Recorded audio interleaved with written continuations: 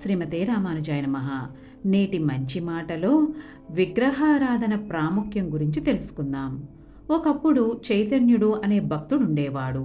తను గురువుగారు ద్వారా నారాయణ మంత్రాన్ని ఉపదేశం పొంది ఒక నారాయణుడి విగ్రహం ఇచ్చి దాని మీద దృష్టి సారించమని చెప్పాడు.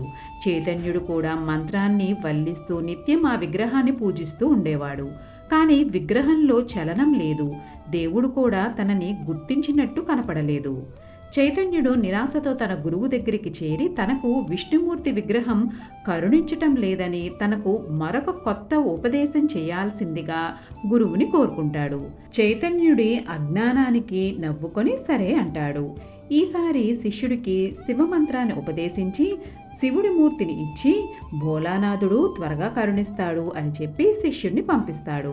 చైతన్యుడు 6 నెలల పాటు నిర్విరామంగా మంత్రజపము మరియు శివమూర్తి ఆరాధనలో నిమగ్నమయ్యాడు. మునుపటి నారాయణుడి మూర్తిని పూజించకుండా దుమ్ము పట్టిన అటక ఎక్కించేశాడు. చాలా రోజులు శివుడి మూర్తిని పూజించి మంత్రాన్ని జపించినా కూడా చైతన్యుడికి ఫలితం కనిపించక మరీ నిస్పృహ చెంది తిరిగి గురువుగారి దగ్గరికి పయనమయ్యాడు. గురువుగారిని చేరిన చైతన్యుడు నిర్వేదంతో శివుడి మూర్తిని కూడా కరుణించలేదు. కావున తనని అనుగ్రహించు దేవమూర్తిని ప్రసాదించమని కోరుకున్నాడు. గురువు జ్ఞానోదయానికి సమయం ఆసన్నమైందని తలిచి శిష్యుడితో ఇలా అన్నాడు: ఈ యుగానికి కాళీమాత మూర్తి అన్నిటికన్నా శ్రేష్టమైనది. కావున కాళీమాత మూర్తిని పూజించమని చెప్పి కాళీ మంత్రాన్ని కూడా ఉపదేశించాడు. చైతన్యుడు సంతోషించాడు. శివమూర్తిని కూడా మునుపటి విష్ణుమూర్తి పక్కన అటకెక్కించేశాడు. కాళీమాత మూర్తిని ఆరాధించడం మొదలుపెట్టాడు. కాళీమాత మూర్తి ముందర ధూపాన్ని వెలిగించి పూజించడం మొదలుపెట్టాడు. ఆ ధూపం గది మొత్తం నిండిపోతూ ఉంది. అటక మీద ఉన్న శివుడి మూర్తిని సమీపించగానే చైతన్యుడు కోపంతో వెళ్ళి, నన్ను అనుగ్రహించమని ఈ మూర్తి విగ్రహం కాళీమాత మూర్తికి అర్పించిన ధూపాన్ని పీల్చకూడదు అని ఆ మూర్తి యొక్క నాసిక రంధ్రాలలో పత్తిని పెట్టబోయాడు. అంతలో ఆ విగ్రహం మాయమయ్యి కళ్ళ ఎదుట పరమేశ్వరుడు ప్రత్యక్షమయ్యాడు.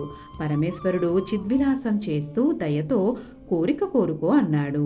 ఈ సంభ్రమాశ్చర్యాల్లో మునిగిపోయిన చైతన్యుడు పరమేశ్వరుని ఇలా అడిగాడు: స్వామి, ఇన్ని రోజులు నా జపము మరియు పూజలకి స్పందించని వాడివి, నీ మూర్తి విగ్రహం నన్ను అనుగ్రహించటం కోసం కాదు అని తలచి నిన్ను పక్కన పెట్టిన తరువాత ఇప్పుడు నన్ను అనుగ్రహించటానికి కారణమేమి అని అడిగాడు.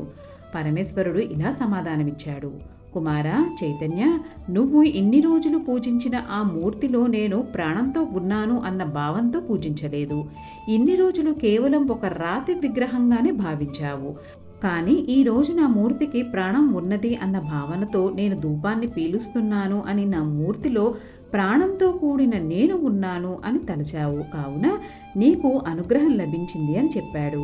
వేదం కూడా ఇదే చెప్తుంది. కేవలం ప్రకృతిని విగ్రహాలని పూజిస్తే లాభం లేదు అని. దాని అర్థం తెలుసుకోలేని మూర్ఖులు వేదాలలో విగ్రహారాధన లేదు అని వితండవాదం చేస్తుంటారు. మనం ఎప్పుడైతే విగ్రహంలో పరమాత్మని చూడగలుగుతామో అప్పుడే మనకి ఫలితం ఉంటుంది.